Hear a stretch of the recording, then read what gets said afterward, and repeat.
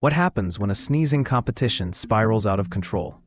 It all began in a small town, where locals wanted to crown the ultimate sneezer. As contestants took turns, each sneeze echoed louder, leading to fits of laughter that spread like wildfire.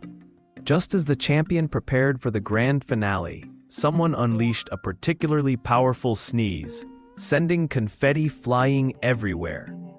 After a moment of shock, uncontrollable laughter broke out, causing everyone to forget the contest and join in the hilarity.